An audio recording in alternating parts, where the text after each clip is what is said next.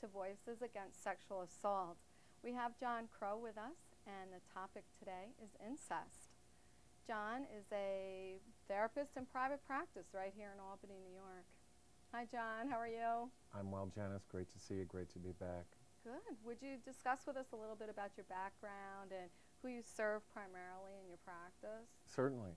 I have my master's degree in counseling from SUNY in Albany, and I built my practice primarily to serve male survivors of sexual assault because when I did work in the addictions field, I saw how underserved that population was.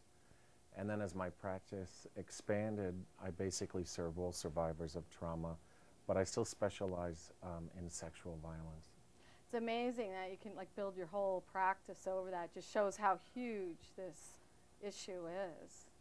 Sad but true is yeah, the way it's I really describe sad. it. That's right. Yeah, I know it. In today's topic, speaking about incest, what is incest? What's sort of the definition of that? Well, incest is basically a sexual violation from a family member. I was sort of trying to think of the most succinct definition. A family member who violates the sexual, emotional, physical boundaries of another family member. I was reading in one website was talking about it was a blood relative, that it was when they were talking about criminally. It was a blood relative, but that the whole definition's changing, and meaning any person in power, where because there's step parents, you know, and then it got into teachers, coaches, clergy. So the definition was expanding. Well, as families, as the definition of family expands. That's what I think it's about. Because there are so many more blended families with step-parents that the legal definition has sort of had to make some changes to keep up with the societal changes. I got the impression, too, it's that it varies from state to state what the legal definition is, but that most of them, it was blood relative at one point. And as we get into the topic, you'll see why, and the viewers will see why it's so difficult for people to report incest and to deal with incest because there are so many obstacles to doing so. Yeah, that's what it really seemed, because the person in the house has like a control, especially if it's one of the parents. A lot of times they have the economic control of the whole family. Absolutely. And as I've said before, I'm not a big fan of if you're an incest survivor, you've been injured more than if you're a rape survivor and so forth. But there are dynamics around incest that make addressing the problem and beginning your healing process much more difficult and challenging in some ways. For example, who's going to say that their own mother or father violated them sexually? I mean, where does a child or an adolescent find that within themselves? To do something like that? Will they be believed? Nearly impossible. It takes great courage to break that secret. Would you say incest, just for our general audience definition, it could be parent to child, is it sibling to sibling?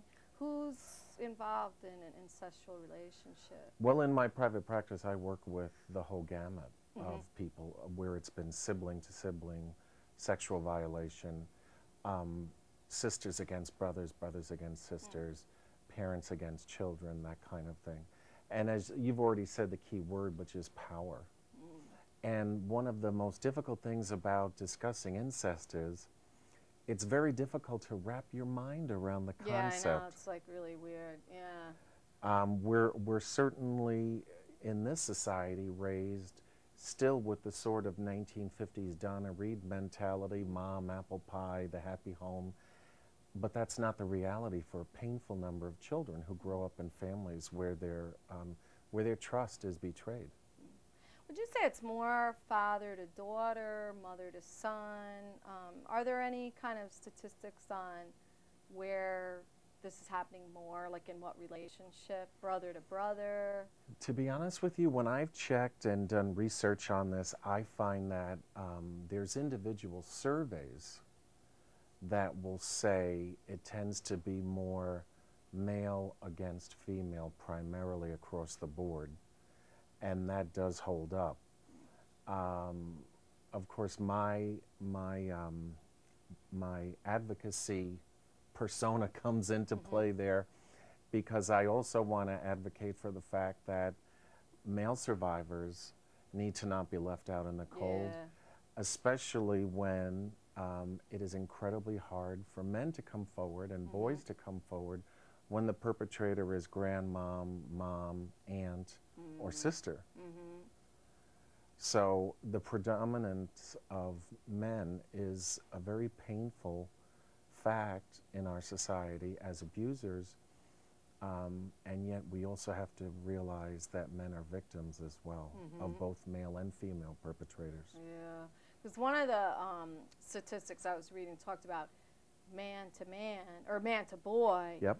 and man to girl, more than it didn't address the grandmother and the mother and the aunt who were sexually assaulting younger people. But we know that that does go on.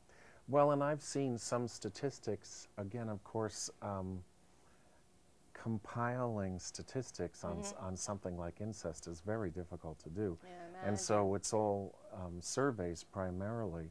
And I'm not saying to disregard them, but I think they need to be put into perspective, because a lot of people will never really ultimately disclose the secret because it's too painful.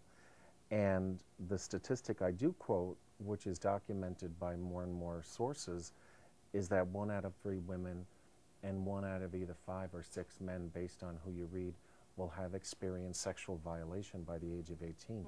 What that says to me is sexual violence in our country is epidemic. Yeah, it and is. a component of that is certainly incest. What's going on? What is this all about? Why is it an epidemic?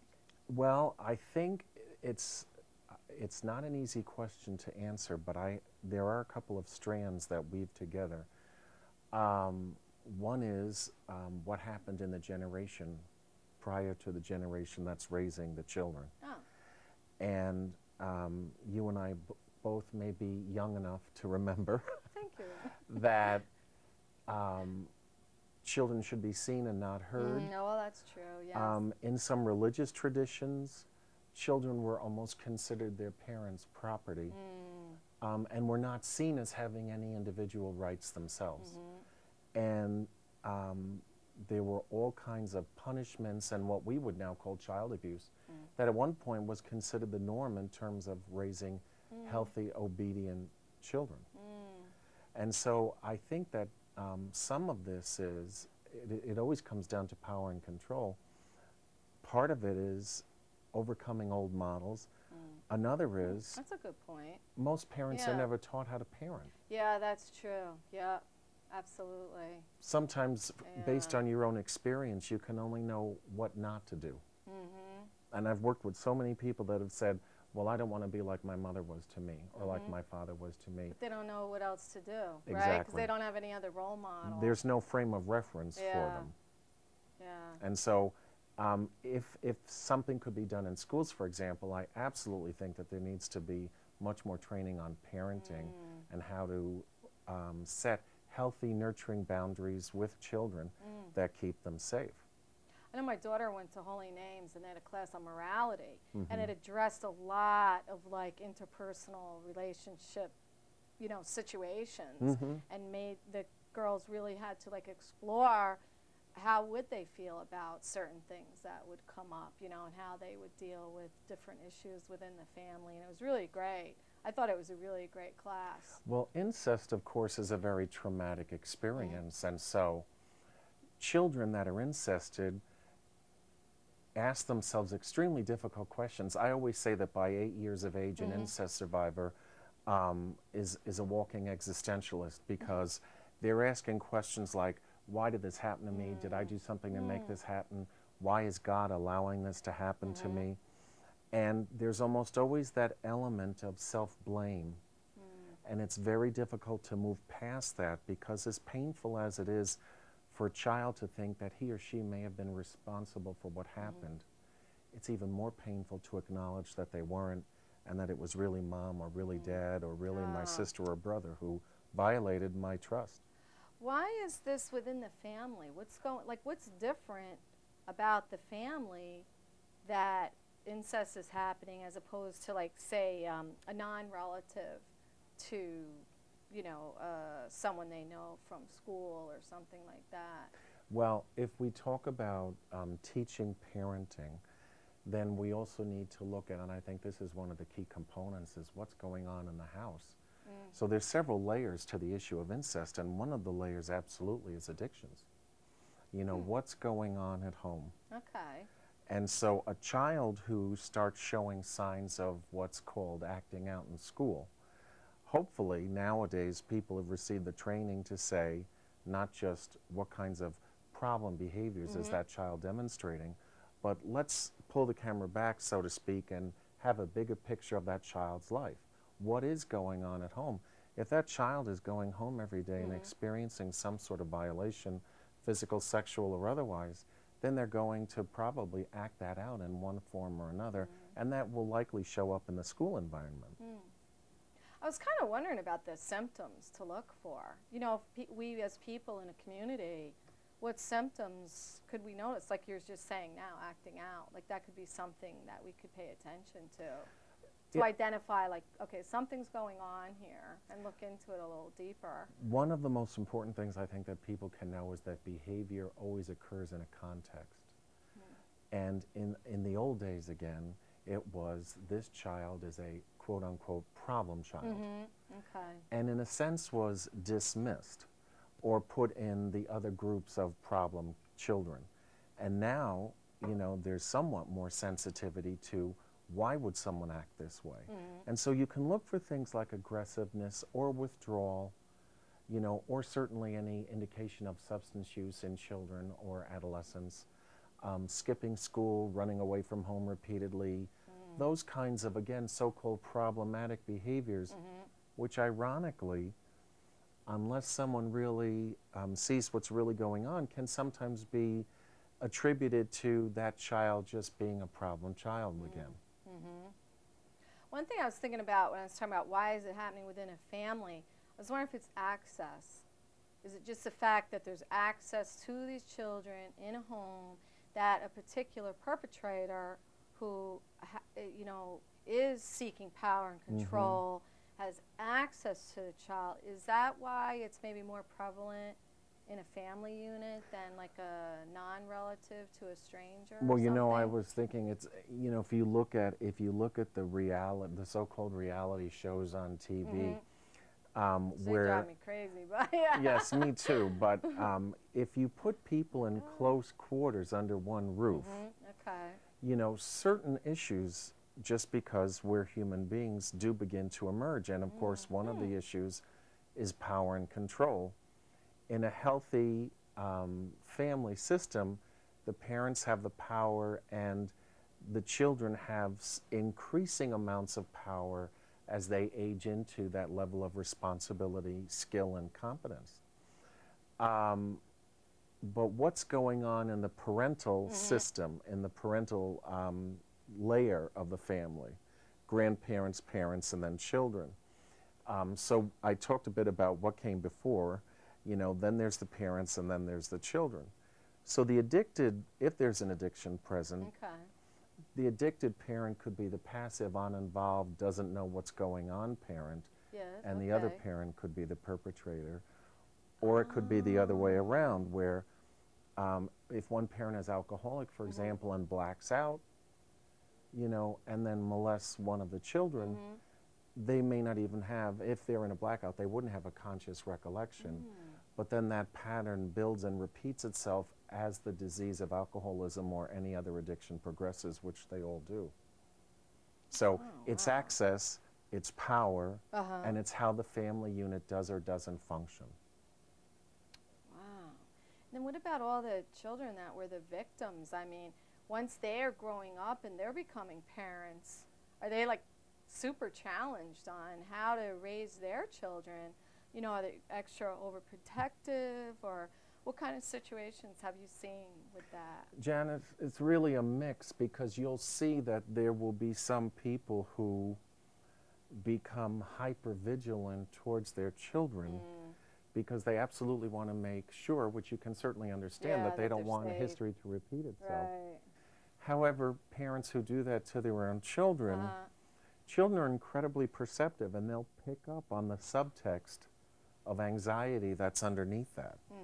And so I've worked with people that are hypervigilant around their children, and won't let them out of their sight for a split second. Yeah. And you start finding kids that get fidgety and edgy and nervous and have nightmares and things like that. So the bottom line is, I absolutely commend parents for being protective of their children, especially in this day and age.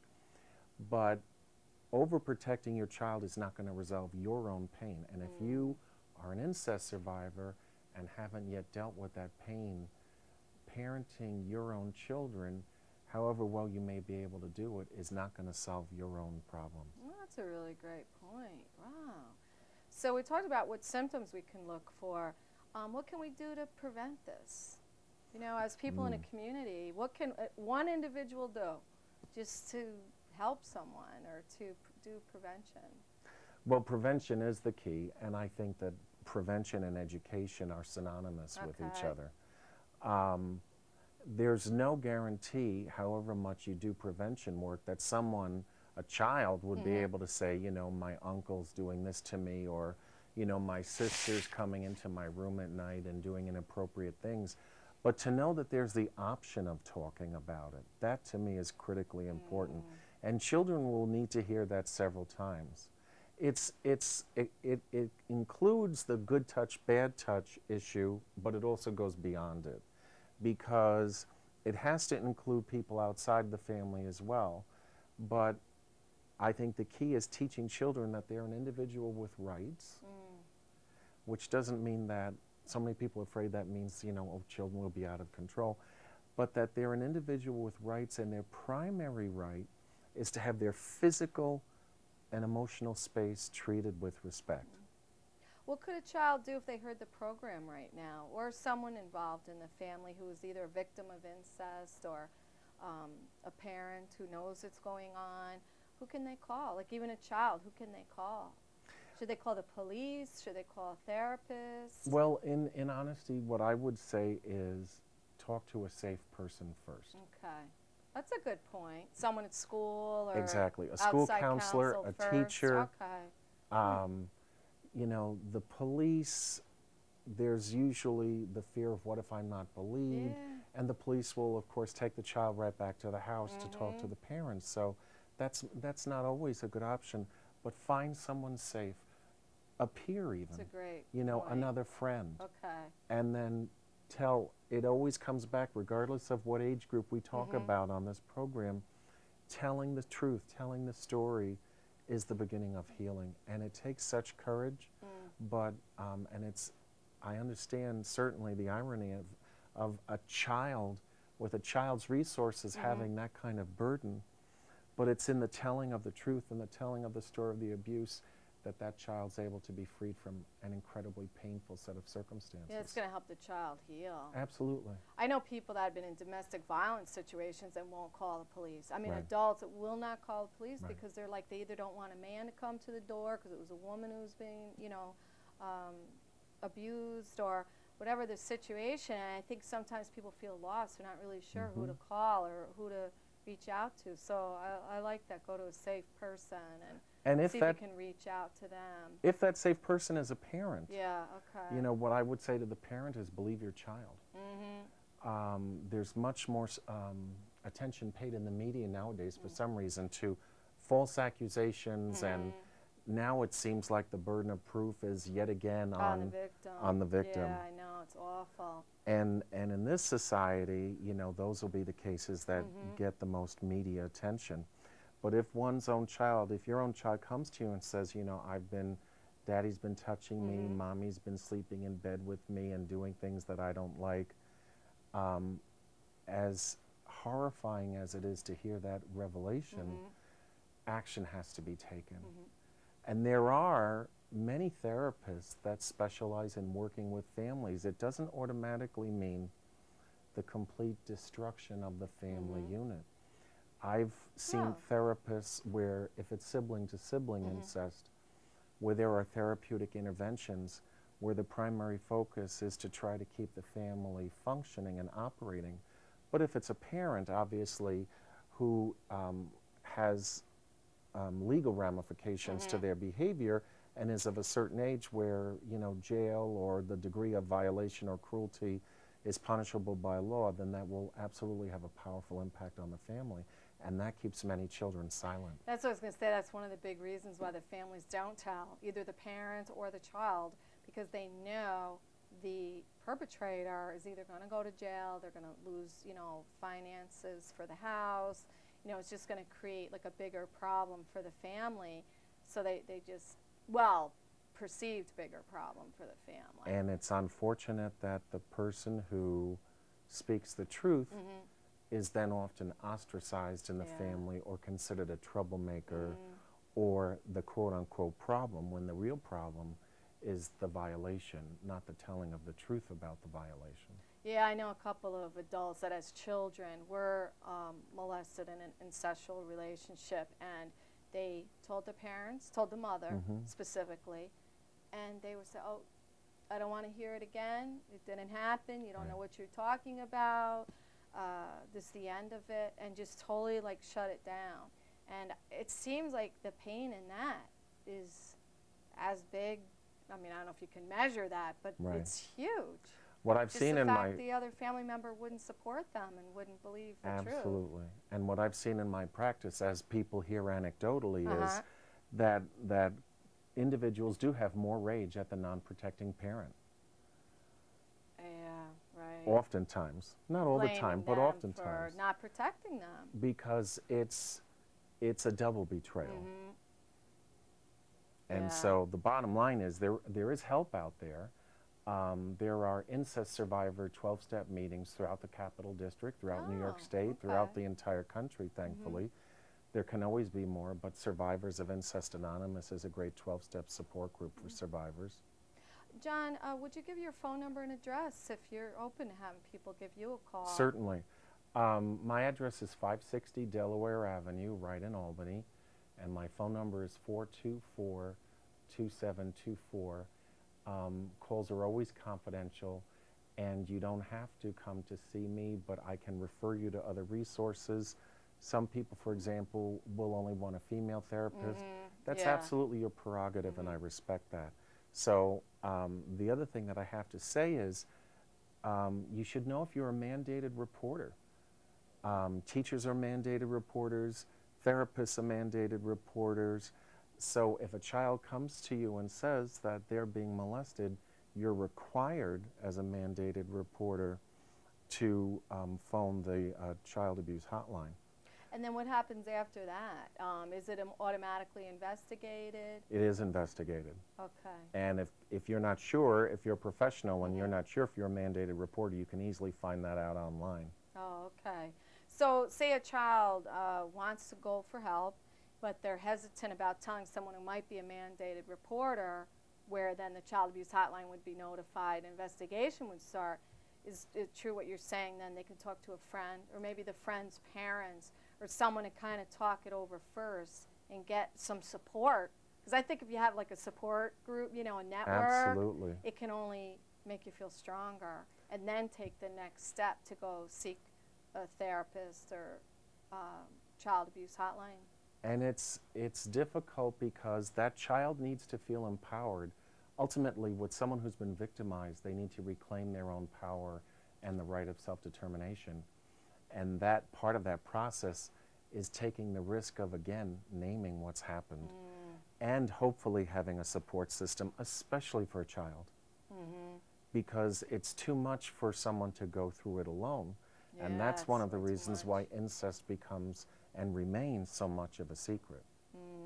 What's the future of the victims of incest? Do you feel they can have a healthy future? Absolutely, absolutely. Anyone who's experienced trauma and is willing to do the hard work, and it is hard work that it takes, to reclaim a sense of safety, a sense of having a right to live in the world, a sense of self-determination and self-sufficiency, and connectedness in safe, respectful relationships. Those are big goals, but survivors of incest are very courageous people. And it's almost like I find myself reminding my clients, you've already lived through it. You know, that's a good point. We have to do some cleanup here to be sure. You certainly need to grieve what's been done to you, but you've already lived through it. Somehow, you have within yourself the resources to have survived incredible pain, and you can and will have joy and peace in your life again. Wow, John, you give us all hope. It makes me feel so good. I hope that gives some hope out there to our audience. If anyone would like a free copy of this tape, or if you just want some more information, I'll do what I can to help. Just email me at janicedrwin@yahoo.com, and you'll see it all at the end of the show, too. We're going to have John's phone numbers and address and my email address, and we'll try to see what we can do if you need some more information. And Great. thank you. Thanks, John. You. Recovery's your right.